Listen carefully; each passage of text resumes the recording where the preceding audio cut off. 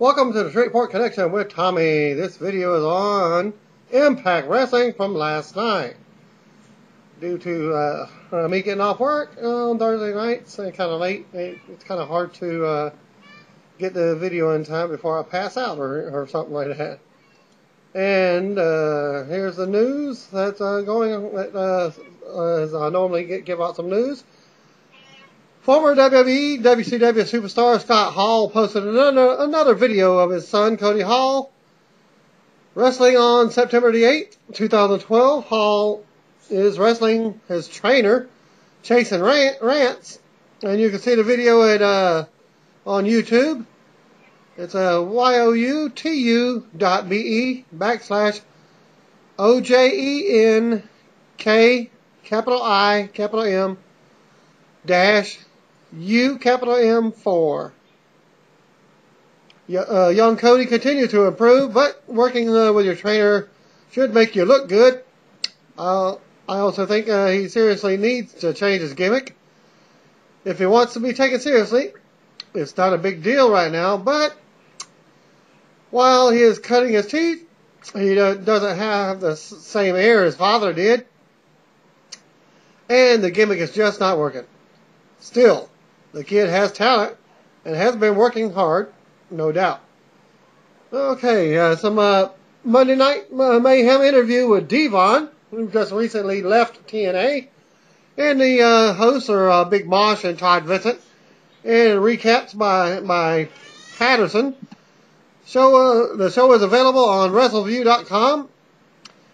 Setting the record straight on his official status with TNA Impact Wrestling and why his future in professional wrestling will be determined by faith. He is commented by quoting by saying the deal was up as of August the 28th. That's my brother's birthday, by the way, of this year. And I was still with I am still World Television Champion. And his first memories of his former tag team partner, Bully Brother Ray, meeting the Motor City Machine Guns. That's Chris Sabin and Alex Shelley, for those that don't know. If you don't know about it now, you better call somebody! Well, before starting their feud together, and the importance of storytelling and thinking, longevity and getting over in the business, Bubba, Bully Ray, and I were getting that from Motor City Machine Guns. That's Chris Sabin and Alex Shelley again. I remember one of the first meetings between us a few years back, and I remember them saying, we didn't kill ourselves. We had the people in the palm of our hands. It felt like we did nothing. That was one of the things Bubba and I tried to express to the younger talent. You don't have to do 1,000,001 things to get yourselves over in a match. All you have to do is be able to do is tell the story, and you're able to get over without killing yourself. You have to think longevity. Any comments on his thoughts on those fans who still reminisce about Extreme Championship Wrestling today, more than a decade after the promotion folded?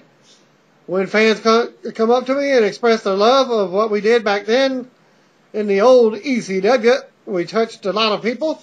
We set off a revolution and something that was never done before. You got a little indie promotion that came out of South Philadelphia in a bingo hall that nobody thought would last a year, let alone 2 or 3, and it just became a third most popular company in the wrestling business at the time. To hear those 3 letters, it meant something. Whether or not he thought he had already crossed his mind about returning to the WWE, I would be lying to you if I said going back to the WWE wasn't a thought. It's always a thought for anyone who's ever been there and then left. Much more is contained in Devon's exclusive interview with Monday Night Mayhem, including his candid thoughts on if the feeling has sunk in that he very well might not be working in the same company with Bully Ray for the first time in years, and the naysayers who believe that singles runs for him and his former tag team partner would not be possible in Impact Wrestling.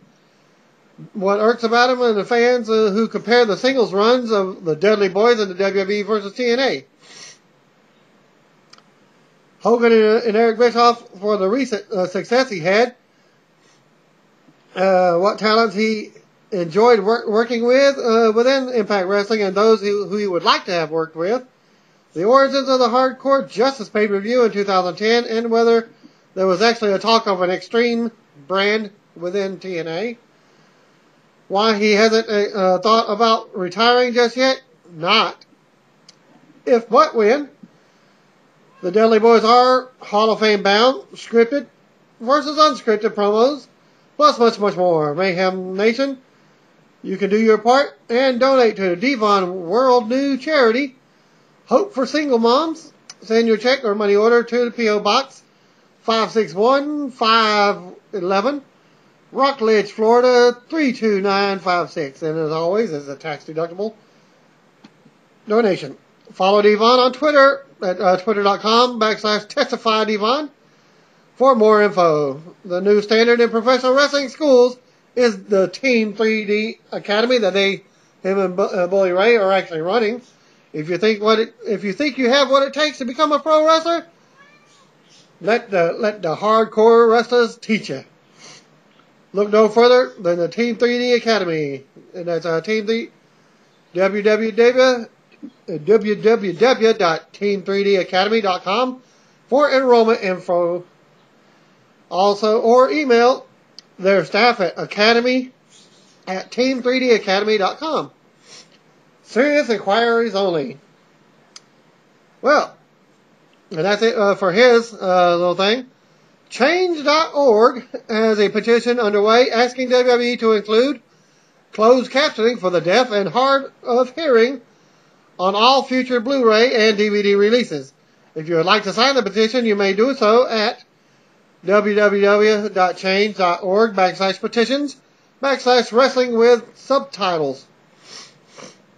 And that news goes to thanks to .NET member Rich Connor for pointing this out, and shout out to .NET member JSMALTZ37. That's J Smaltz 37, who has also supported this effort as well. I might throw a few dollars whenever I can save up some, just to get that tax deductible thing. Former TNA Knockouts champion Angelina Love, now wrestling as Angel Williams, real name Lauren Williams, turned 32 years old yesterday. She has been relatively quiet in the indie scene since being released from TNA as of July of this year, and she is scheduled to appear at all-female UK Pro Wrestling Eve show on November the 10th. And now for your Impact Wrestling results from Spike TV, live from Orlando, Florida, again. The show opened up with a video that focused on Jeff Hardy winning the Bound for Glory series at No Surrender pay-per-view. Mike Tenay and Taz were on commentary. Austin Aries made his way to the ring for a promo. Aries put over the TNA title as the thing every man dreams of holding, and then introduced his Bound for Glory series opponent, the charismatic enigma, Jeff Hardy. Once Hardy arrived in the ring, Aries praised him for winning the Bound for Glory series pay-per-view. Bully Ray stormed the ring and said Aries and Hardy are lucky. Twice. He said Aries is lucky because he knows damn well that he would have beaten him at the Bound for Glory series and taken the title away from him. Ray said Hardy is lucky because he felt bad for him for some reason when he was attacked by aces and eights. I took my eye off the ball for a second, Ray said. And that's why you beat me, Ray said. He's been beating Hardy for 15 years all over the world, he claims. Aries pointed out that he made Ray tap out at the last time that they wrestled. Hardy said he feels way better now than he did on Sunday. He challenged Ray to a fight. Hardy took his shirt off, and Bully says, "I don't fight," Ray said before he was interrupted by Hardy's music, which was out of nowhere because Bully was standing on the ring apron still running his mouth. So I guess that was a cue for him to exit. I was like, okay, you said enough. Get out. And today said it's official that Hardy would face Ray. But not official until Hogan says it later on the show, as you will hear. A shot aired of Jay Storm walking backstage as they go to commercial break. Not sure why the match between Hardy and Ray is official. But I guess today knows what the script is for tonight. A solid opening that featured the top three players right now in the main event for Bound for Glory. A double and Hardy is too much of a love fest for my liking. But I assume that that will change when we get closer to the event. After all, you got like 2 months before that happens.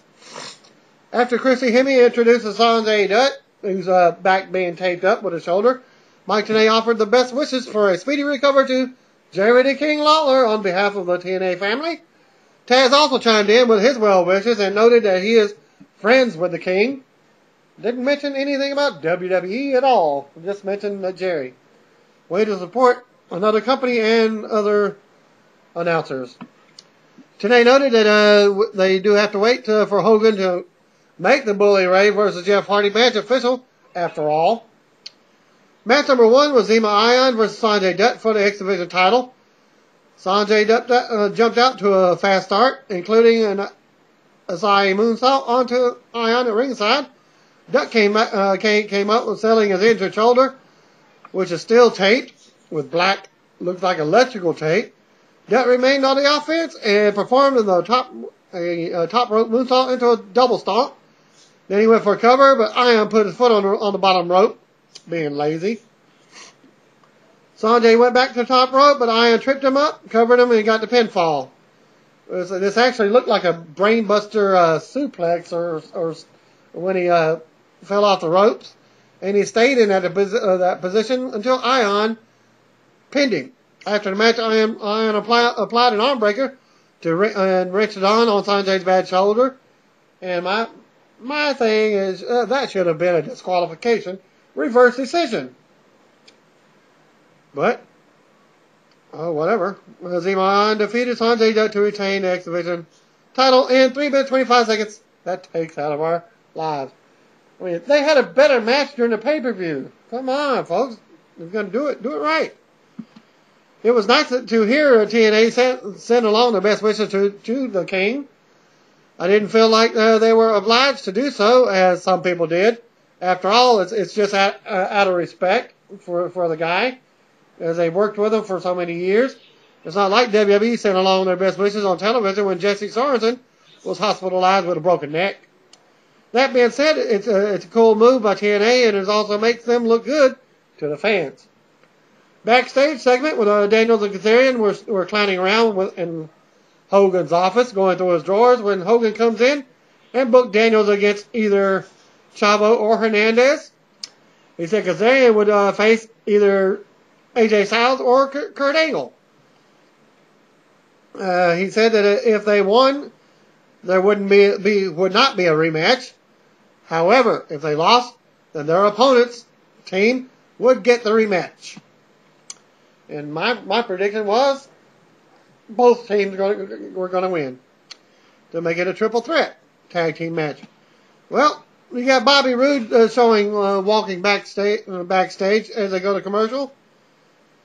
And they should have Hogan mention the possibility of a triple threat match if Daniel and Kazarian lost the match. The booking is consistent, though it's been established that Hogan isn't fond of the tag team champions. Backstage segment, AJ Styles and Kurt Angle spoke about which one of them would face Kazarian. Styles guaranteed a win, so Angle told him to take the match. After Styles left the picture, Wes Briscoe showed up. Yeah, that's the guy that was formerly of Ace and Eights. Angle said he wanted him to watch AJ's match. I still assume Briscoe is a member of Aces and Eights, and they are simply introducing him this way so that people will know who he is once he's unmasked. If so, pretty good move. But it should have been in the ring. Formal introduction. Ladies and gentlemen, boys and girls, children of all ages, TNA proudly presents Wes Briscoe. Okay, video package then focus on James Storm and Bobby Roode scenario in their previous past. Bobby Roode walked to the ring for a promo. He said he was screwed 2 months ago when he lost and wasn't allowed to have another title match while Austin Aries is champion. He said he went home and watched as Storm poured his blood, sweat, and tears into the BFD series. Roode said he questions why a guy he carried should get a title shot rather than him. So he went to the no surrender and smashed the bottle over his head. And James Storm makes his entrance and attacked Roode, and they battled to the backstage and out of the ring and into a commercial break. Match number 2, Kazarian versus AJ Styles with a tag title match. Ramifications. Styles took the early advantage and the show cut to commercial. Just like maybe a minute and a half to 2 minutes into the match. That was really smart. Well, after the break, the match continued, and Tenay plugged the Bound for Glory special that will air on Spike TV in the hour leading up to the event. In the end, Styles performed the Styles Clash for the clean win. So that's one that advances into the title match. AJ Styles defeated Kazarian in 10 minutes, 10 seconds to earn the TNA tag title shot for him and Kurt Angle or his team.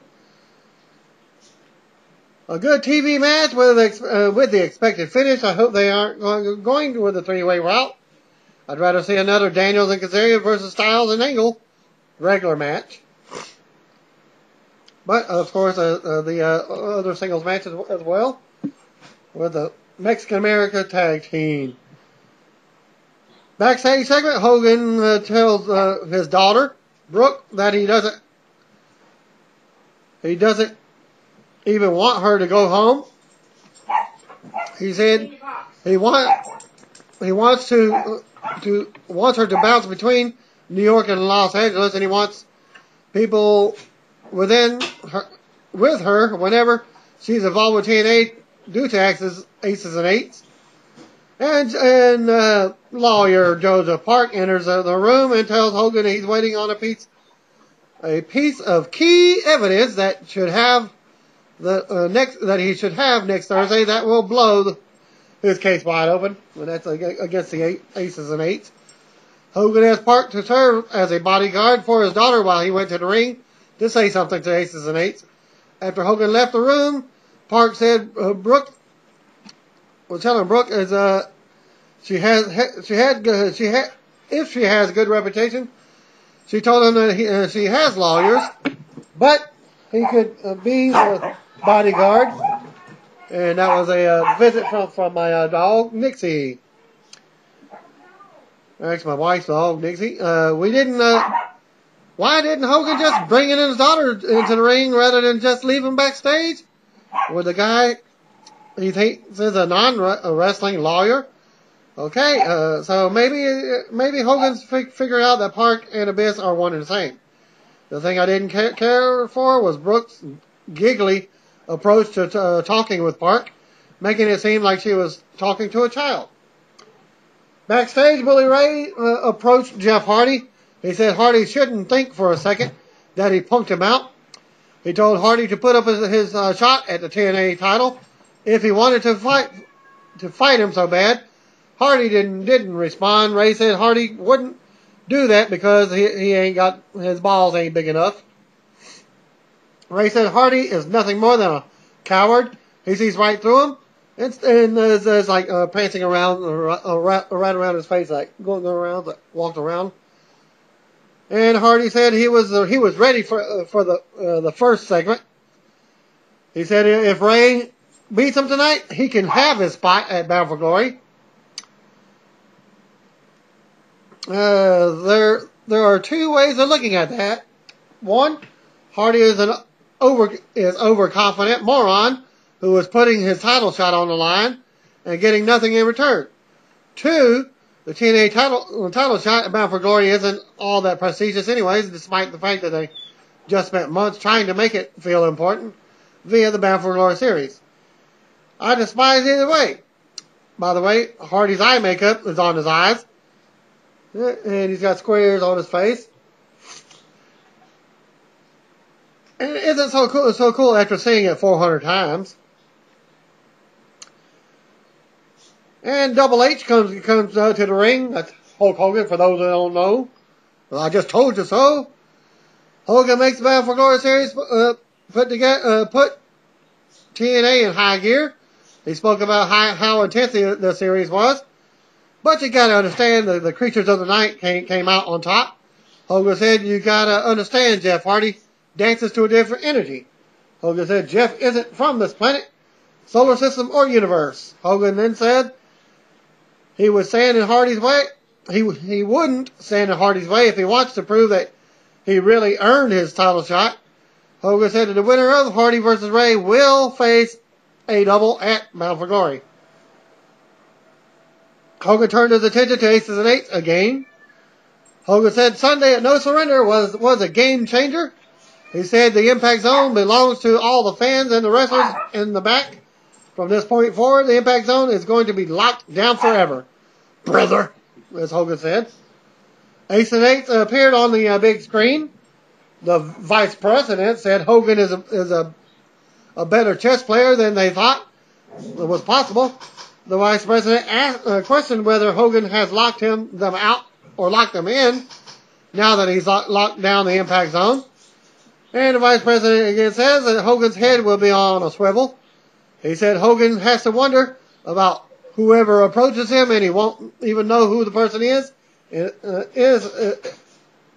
or not an Aces and Eights member until it's too late. And they go to commercial break. Does the fire marshal know about Hogan locking everyone in the Impact Zone? Wait, what was I thinking? Hogan was giving the cops orders when they showed up. So one can only assume that the fire marshal also answers to Hogan too. A recap aired of the segment between Hogan and the Aces and Eights faction.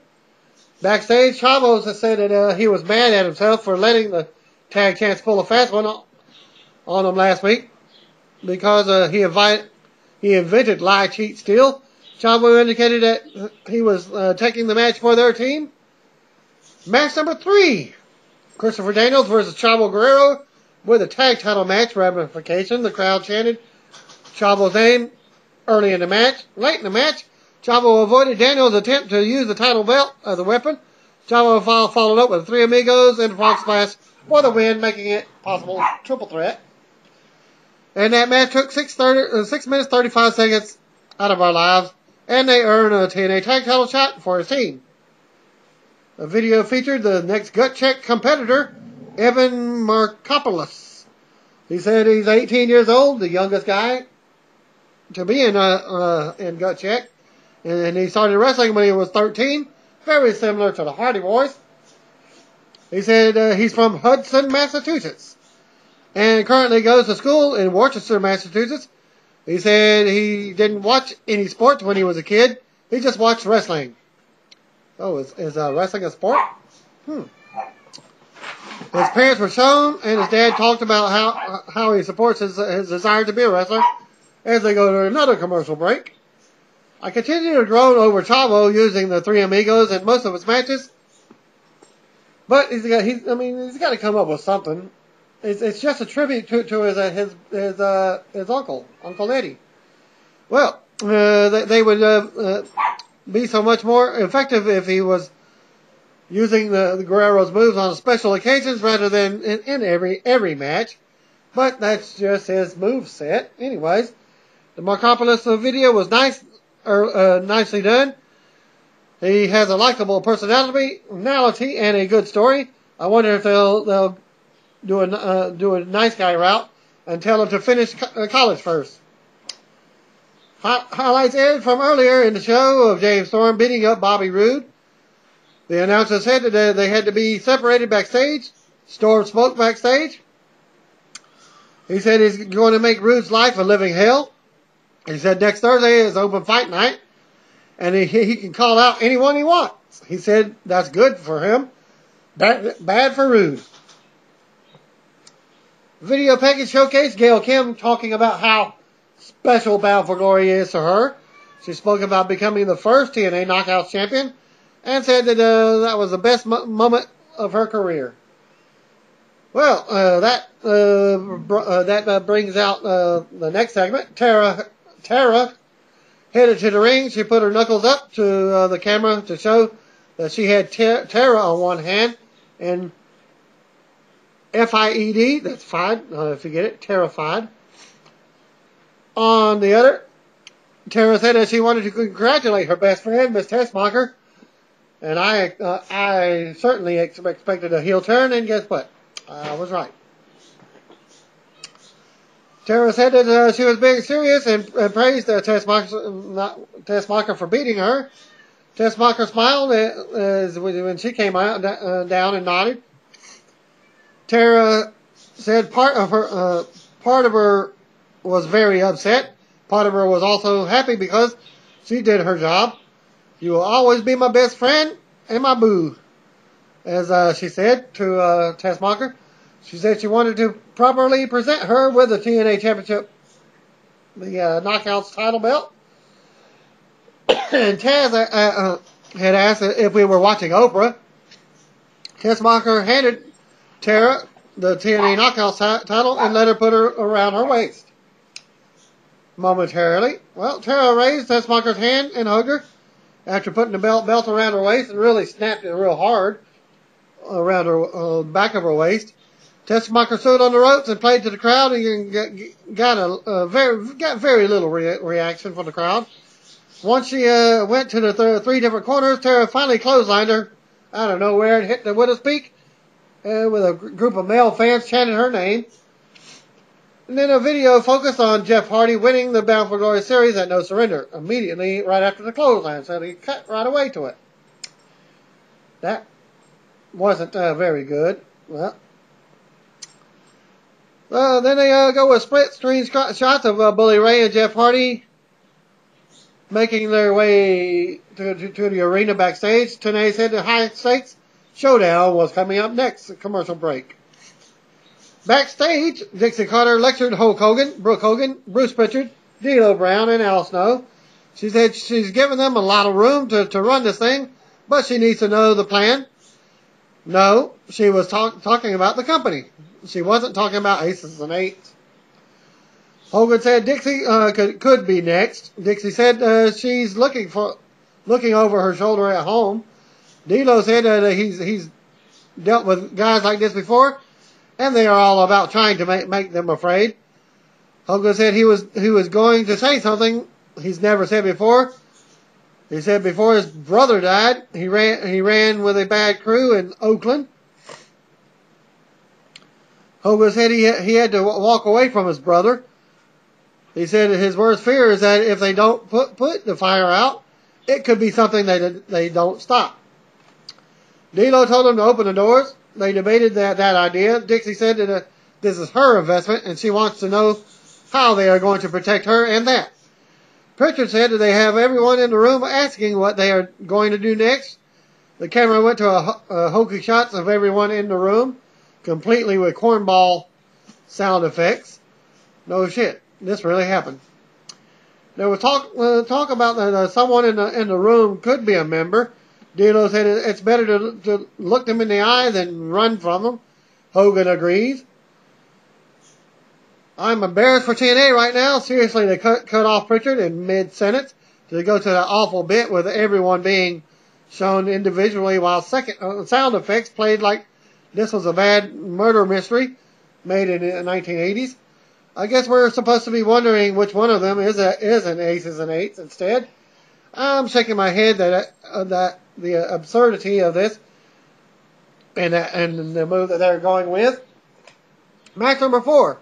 Jeff Hardy versus Bully Ray for the TNA title shot at Bound for Glory. Bully Ray attacked Hardy to start the match. Jeff came back and had the upper hand when the show cuts to commercial. Wow, this was real fast. Another 2 minutes into the match.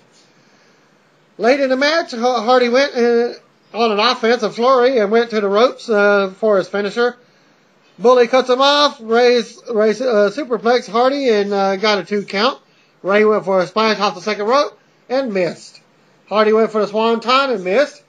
Ray hit the bubble bomb and got a 2 count. Tenay tried to hard sell the match as a huge deal by talking about how intense the match was and how you would expect to be because so much was on the line. Hardy came back with a twist of fate and then followed up with a swanton for the win. And that match took, well, no, I didn't put that in there. So Jeff Hardy pinned Bully Ray to keep his title shot at BFG. Guess the idea here was to erase any doubt that that Hardy would be the person challenging Aries at Bound for Glory. I still don't care for how foolish it made Hardy, even if he looks confident.